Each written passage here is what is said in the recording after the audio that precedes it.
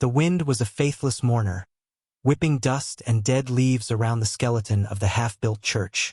It was a structure of promises, its raw pine ribs exposed to the unforgiving sun, much like the woman who stood before it. Alara wore a yellow dress, a color meant for sunshine and celebration, but on this day, it was the color of a coward.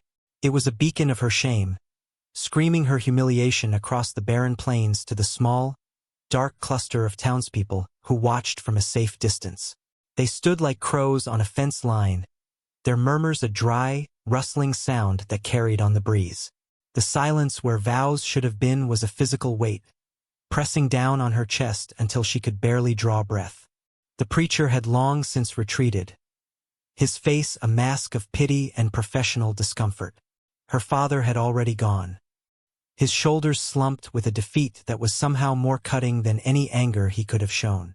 She was alone, an island of bright, foolish hope in an ocean of dust and judgment. In her hand, a crumpled piece of paper felt as heavy as a stone. Thomas's script, usually so bold and certain, was a spidery, panicked scrawl. Cannot. Forgive me. 2 words to dismantle a life. 2 words to brand her. It was not Thomas's cowardice that held her pinned to the spot, but the looming presence of his father, Jedediah Abernathy. The man who owned the town, the livery, the mercantile, and the loyalties of nearly everyone in it, had strode forward when his son had failed to appear. His voice, thick with false sympathy that didn't quite cover the granite of his greed, had boomed across the clearing. He spoke of his son's sudden and regrettable hesitation. He spoke of the pressures of commitment, but his eyes, small and hard as river pebbles, were fixed on Alara, and they spoke a different language. They spoke of the parcel of land her father had promised as a dowry, the fertile north pasture that bordered his own sprawling ranch. The wedding was a contract, and the contract was broken. He made no move to comfort her, only to assess her, a piece of property that had just lost its value. The townspeople watched, their faces shifting from pity to a kind of morbid curiosity.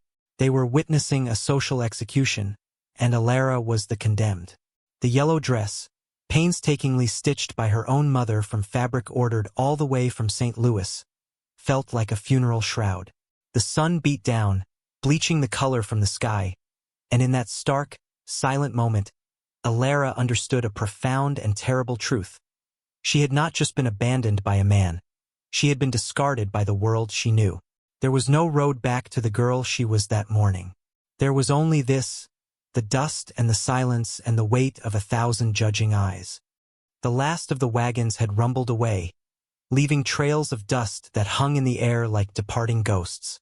Alara remained, a solitary statue in vibrant yellow.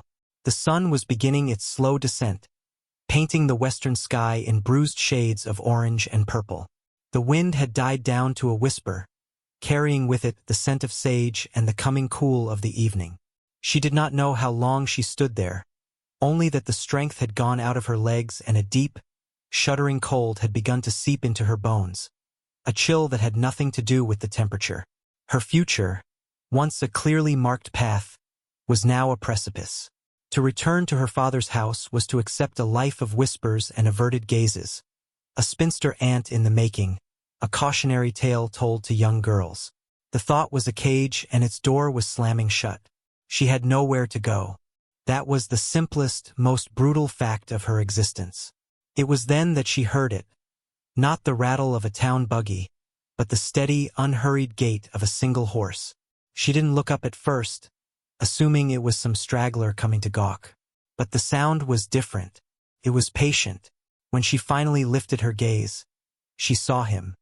He was a man who seemed carved from the landscape itself. He sat atop a dun-colored horse that was as lean and unadorned as its rider. He wore no Sunday finery, just worn denim and leather, bleached and softened by sun and work. His face was weathered, his eyes shadowed by the brim of a dusty hat. She recognized him, of course. Silas. He was a man who lived on the fringes on a small homestead miles out, a place most considered too wild and remote. He kept to himself, spoke little when he came to town for supplies, and was the subject of the very same whispers that now targeted her. They said he was hard, that he was running from something, that he was not a man to be trifled with. He held no place in the town's tight-knit society, and he seemed to want none. He had stopped his horse a respectful distance away and was simply watching her. There was no pity in his gaze, no curiosity, no judgment. There was only a quiet, unnerving stillness.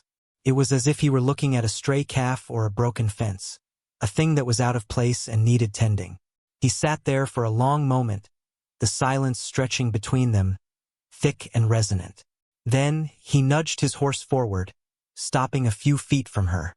His voice, when he finally spoke, was low and raspy, like stones grinding together. It was the plainest sentence she had ever heard, yet it held the weight of a covenant. "I'll take you home." The offer hung in the air, stark and unadorned. It was not a proposal, not a kindness born of chivalry.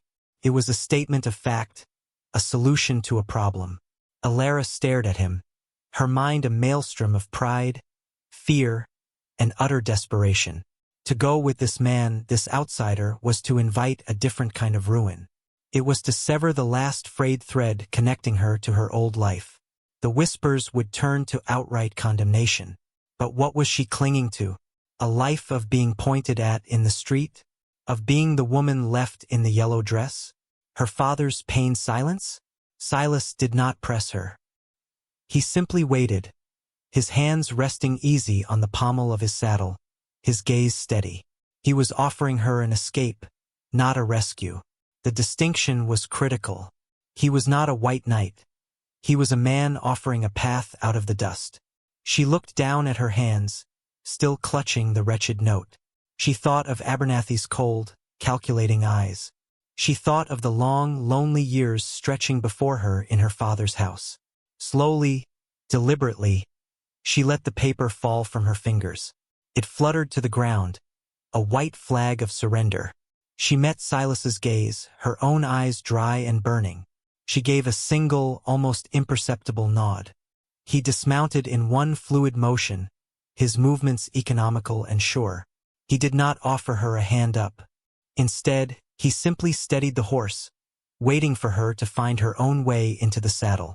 As she gathered the ridiculous, bright folds of her dress and pulled herself up, she felt a profound shift. She was leaving Alara of Harmony Creek behind. The woman settling onto the back of this stranger's horse was someone new, someone forged in the crucible of this terrible, silent afternoon.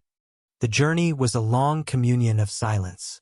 The sun bled out across the horizon, and the world dissolved into shades of gray and deep indigo. Silas rode in front, his back a straight, dark line against the fading light. He did not speak, did not look back to see if she was still there. He moved with a certainty that suggested he knew these lands as well as he knew the lines on his own hands. The rhythmic clop of the horse's hooves was the only sound, a steady, hypnotic beat marking their passage away from everything she had ever known. The fine silk of her yellow dress was an absurdity out here, snagging on sagebrush and collecting a fine layer of dust until its cheerful color was muted, sullied. It was a costume from a play that had ended abruptly, and she was still wearing it. She felt a phantom ache in her throat, the scream of grief and rage she had swallowed hours before. But out here in the vast, indifferent wilderness, the feeling began to change. The sharp edges of her humiliation began to soften, worn down by the sheer scale of the landscape. The sky was immense, littered with a spray of stars so bright they seemed close enough to touch. The petty dramas of Harmony Creek, the whispers and the stares, felt small and distant under that silent, cosmic gaze. This was Silas's world, she realized. A world of rock and sky and silence. They stopped only once. He dismounted and produced a canteen and a piece of dried meat from his saddlebag. He handed them to her without a word. The water was cool and tasted of metal and earth. It was the most welcome thing she had ever tasted. The jerky was tough and salty, and she had to tear at it with her teeth, but it was sustenance. It was real. The act was one of simple, practical care, devoid of sentiment. He was not trying to comfort her. He was ensuring she would not collapse. As she drank, She watched him check the horse's hooves, his movements patient and methodical. There was a competence about him, a self-sufficiency that was as stark and solid as the rock formations that jutted from the plains. He was a man who depended on nothing and no one but himself. He asked nothing of her, not even conversation. In that quiet moment, sharing water under a canopy of stars, a strange sense of calm settled over Alara. For the first time all day, she was not an object of pity or scorn. She was simply a traveler, a passenger. Her past was behind her, a smoking ruin on the horizon. Her future was a complete unknown. But for now, there was only the steady presence of this quiet man and the vast, breathing darkness of the plains. It was a terrifying freedom, but it was freedom nonetheless. When they started again, the night had grown deep. She found herself swaying with the rhythm of the horse, her exhaustion a heavy blanket. Her head eventually drooped, and her cheek came to rest against the rough fabric of Silas's back. He stiffened for a moment, a barely perceptible tension in his shoulders, but he did not pull away. And so they rode on, a man of silence and a woman in a ruined yellow dress, two solitary figures moving through the heart of a vast and lonely night. His homestead was not a place you happened upon. It was nestled deep in a shallow canyon, protected from the worst of the wind by a high wall of red rock. A small, sturdy cabin stood beside a creek that glittered in the moonlight, its windows dark and unwelcoming. There was a modest barn, a corral with two other horses, and a small, fenced-in garden. It was a place built for solitude and survival, not for company.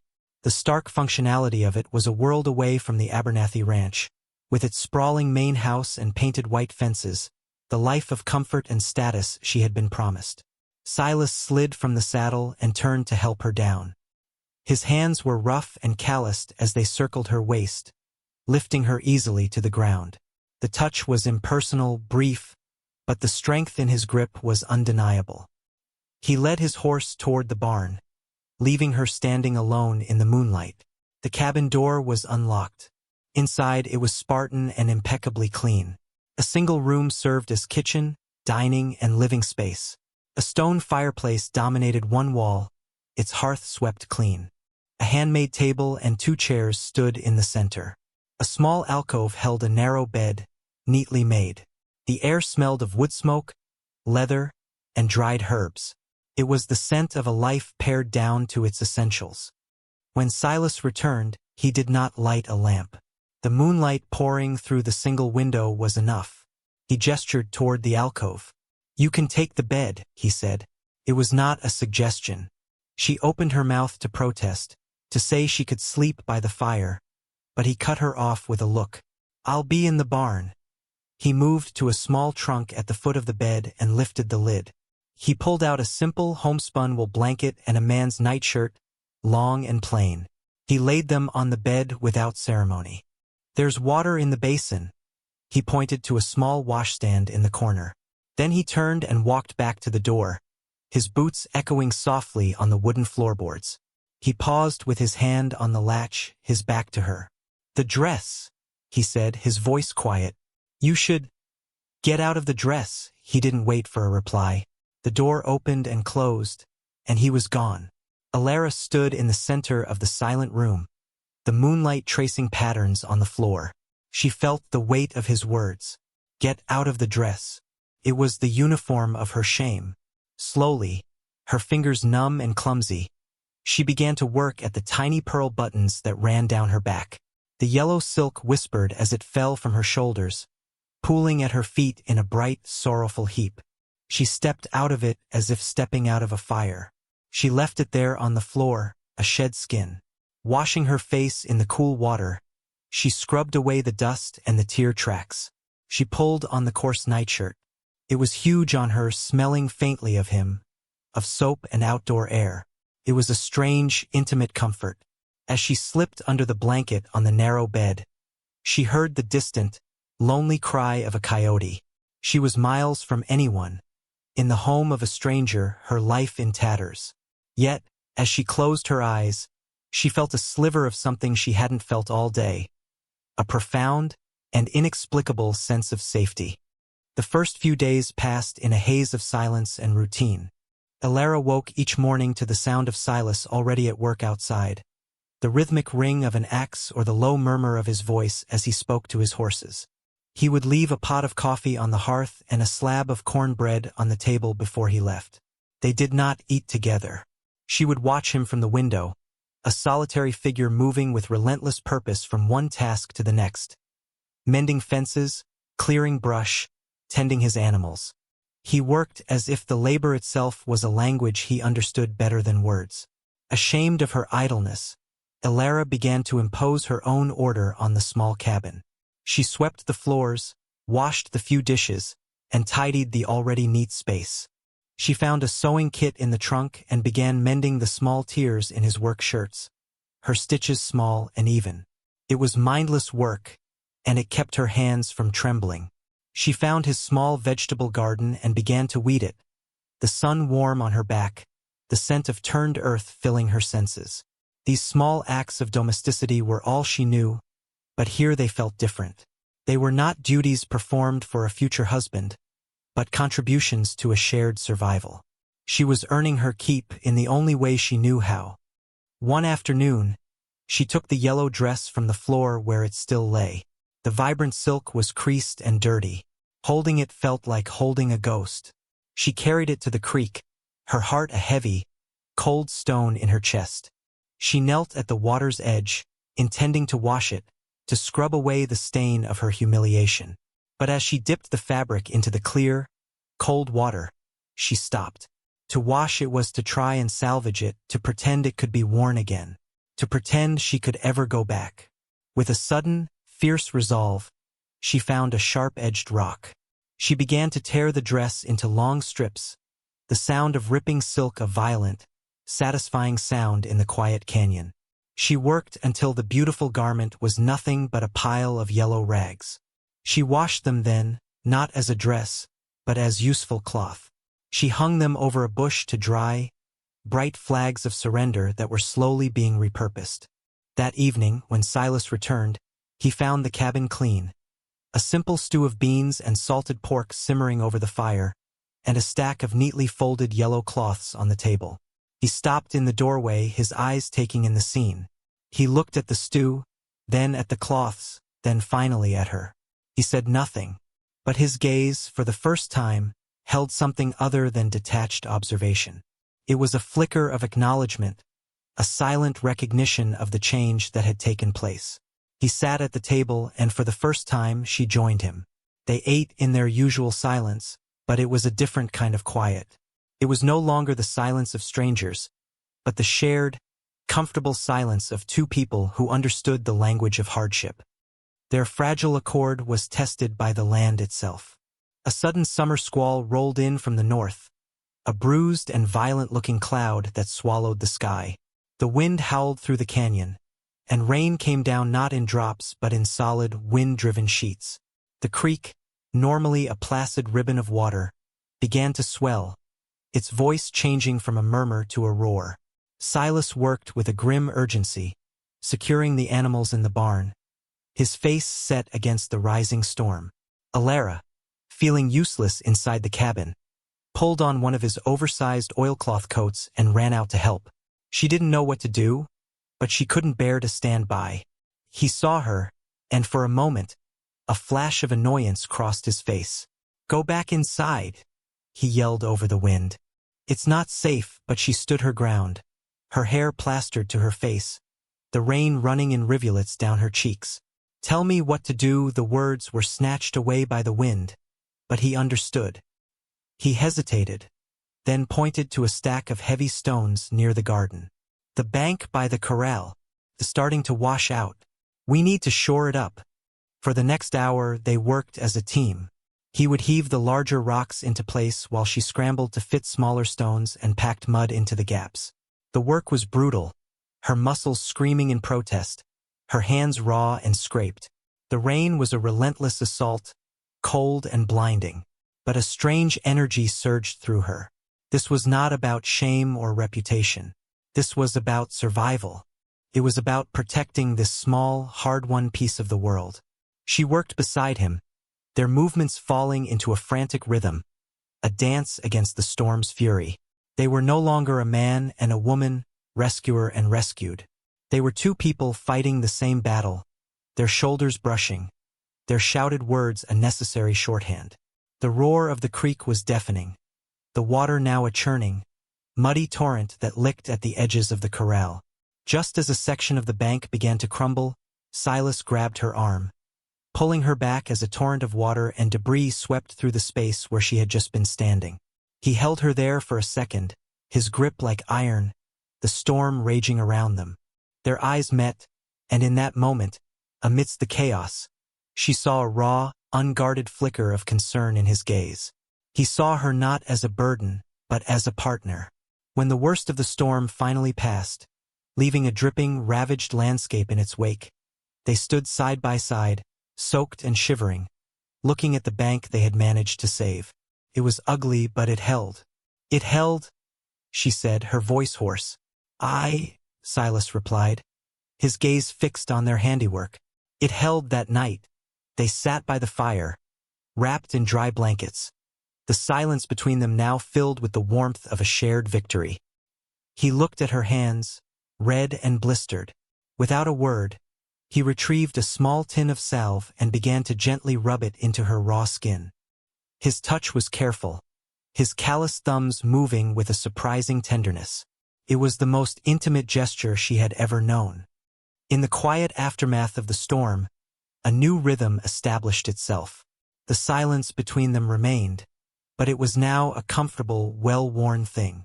They worked together, falling into an easy partnership. She learned to read the sky, to distinguish the tracks of a deer from those of a coyote. He learned that she was quick-witted and tireless, her resolve as strong as the canyon rock.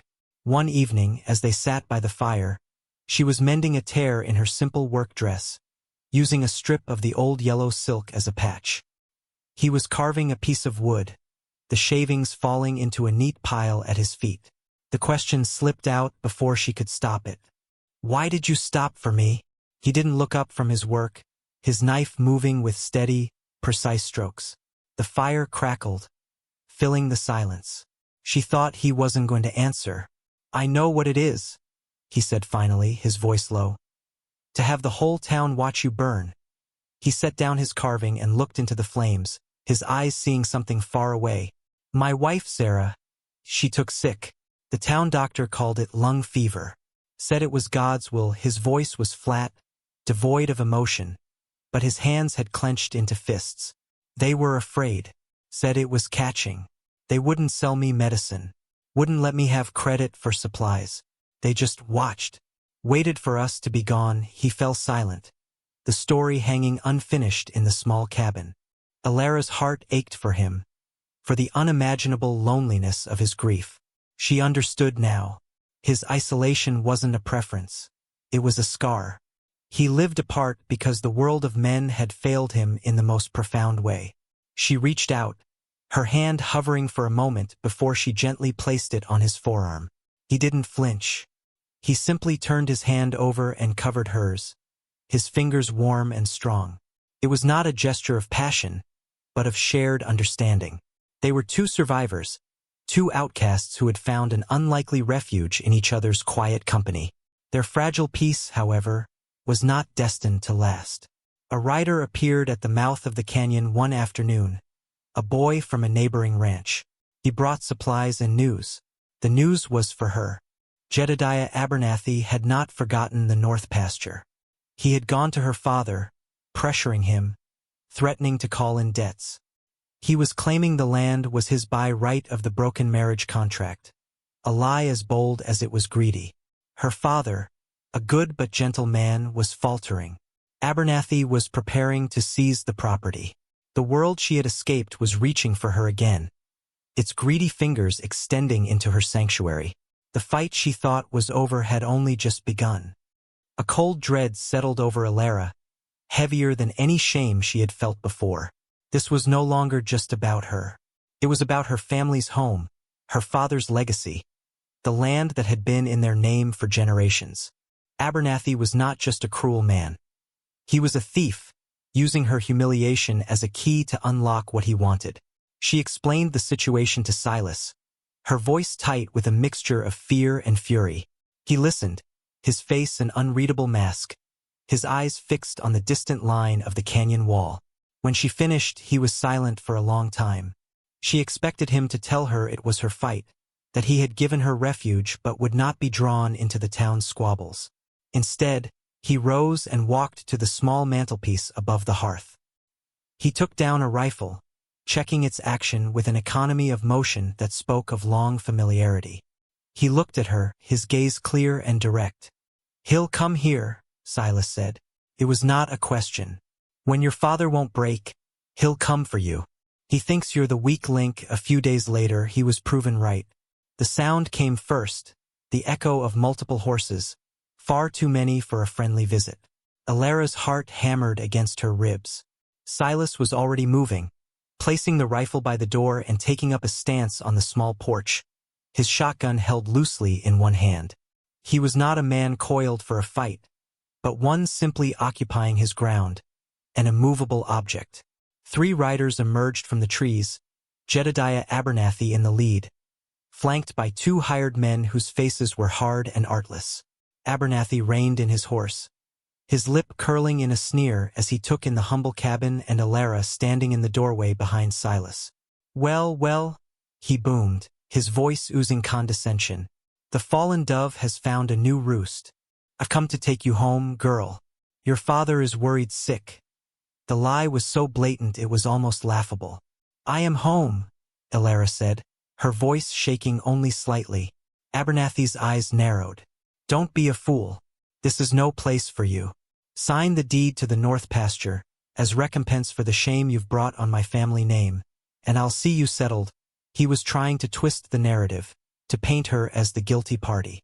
"The shame was brought by your son, Mr. Abernathy," Silas said, his voice dangerously quiet. "This is my land. You're not welcome on it. State your business or ride out." Abernathy's face flushed with anger. "My business is with her.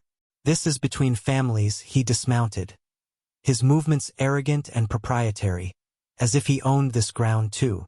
"Stand aside, squatter." Silas didn't move. No, the word was flat, final. One of Abernathy's men reached for the pistol at his hip. In a movement too fast to follow, Silas raised the shotgun, the twin barrels now aimed squarely at the man's chest. The click of the hammer being cocked was deafeningly loud in the sudden silence. "I wouldn't," Silas advised, his voice still unervingly calm. Abernathy held up a hand, a smirk on his face. 2 against 3, Silas. "And I have the law on my side." He took a step forward. "This girl is coming with me." At that moment, something inside Alara broke. It was not her spirit, but the last vestige of her fear. All the pain, the humiliation, the silent days of rebuilding herself, coalesced into a cold, hard diamond of fury. She stepped out from behind Silas, moving to stand beside him. The woman who faced Jedediah Abernathy was not the broken girl in the yellow dress.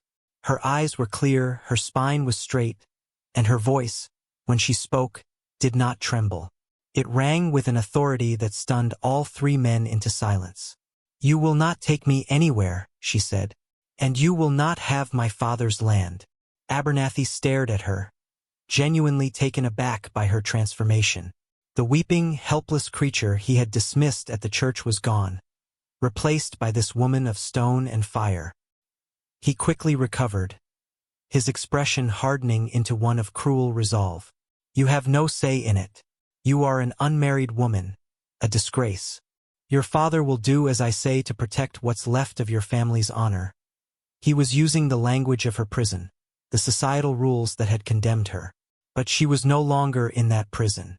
Silas's quiet strength, the hardship of the land, the act of tearing apart her own past, it had all reforged her. She took another step forward, closing the distance between them until she could see the greed glittering in his small eyes. "My family's honor is not a commodity for you to trade, Mr. Abernathy. My father signed no contract with you. The dowry was contingent upon a wedding your son fled from like a gutless coyote. There is no debt. There is no recompense. There is only your avarice, one of the hired men snickered. Abernathy shot him a venomous glare. You watch your tongue, girl. No, Elara said, her voice dropping to a near whisper, yet carrying more menace than any shout. You will listen. I will ride into town tomorrow. I will go to Judge Miller. I will tell him how your son abandoned me at the altar. And then I will tell him and Sheriff Collins, and everyone in the mercantile, how you came to my home with armed men to threaten me and steal my family's land. She let the words hang in the air. You have built your name on a foundation of supposed respectability. How respectable will you seem then? A bully who preys on a woman his own son wronged. Abernathy's face, which had been red with rage, began to pale. He had underestimated her completely. He had expected tears and pleas, a broken spirit he could easily crush. He was not prepared for a strategist. He was not prepared for a woman who would use his own weapon, public opinion, against him. He looked from her defiant face to Silas, who stood like a silent sentinel, the shotgun unwavering. He saw the cold resolve in both their eyes.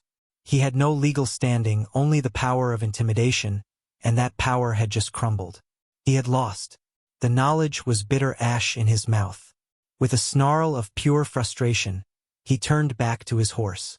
This isn't over, he spat, but the threat was hollow. He swung himself into the saddle, his movements jerky with fury. He glared down at Elara one last time. You've made a powerful enemy today. No, she replied, her gaze as steady as the rock behind her. You have revealed yourself to be a weak one without another word. Jedediah Abernathy wheeled his horse around and, with his 2 men trailing behind him like chastened dogs, rode out of the canyon. The sound of their hoofbeats faded, swallowed by the vast silence of the canyon. The dust they had kicked up settled slowly back to the earth. Elara stood watching them go, the adrenaline slowly draining from her, leaving a profound, bone-deep stillness in its wake. She had not realized she was holding her breath until it came out in a long, shuddering sigh. Beside her, Silas lowered the shotgun, the tension leaving his shoulders. He did not look at her, but his presence was a solid, grounding force. The confrontation was over. The threat, for now, was gone. They stood together in the quiet aftermath, the setting sun casting their long shadows across the yard. This small patch of earth, which had been his refuge, had become their fortress. He finally turned to her, his eyes searching her face. There was a look in them she had never seen before. Not acknowledgement, not concern, but a deep, quiet respect. He had seen her fight. He had seen her win. He reached out, not to comfort her, but to simply take her hand. His palm was rough against hers, a landscape of calluses and scars. She curled her fingers around his, the contact a silent affirmation of everything that had just passed between them. She looked out at the horizon, at the endless expanse of rock and sky that had once terrified her. It no longer seemed empty, but full of promise. The world was vast and uncertain, but it was no longer a thing to be feared. Home, she realized, was not a place you were given. It was not the house you grew up in or the life you were promised. It was a place you built with your own 2 hands, alongside someone who saw you not for what you had lost, but for what you had become. Her past was not erased, but it no longer defined her. The yellow dress was gone, its silk repurposed into cleaning rags and patches, its symbolism transformed from shame to utility. She was no longer the woman who was left at the altar. She was the woman who had stood her ground. A quiet understanding passed between them in that shared glance, a promise of futures to be written not in words, but in the steady, shared labor of sunrises and sunsets, in the planting of seeds and the weathering of storms. Silas squeezed her hand gently, a gesture that spoke volumes more than words ever could. The life ahead would be hard, she knew. The land was unforgiving and society was fickle. But for the first time since that terrible day at the church, Elara felt not the dread of the future, but the quiet, resilient hope of a new beginning. They would face it together.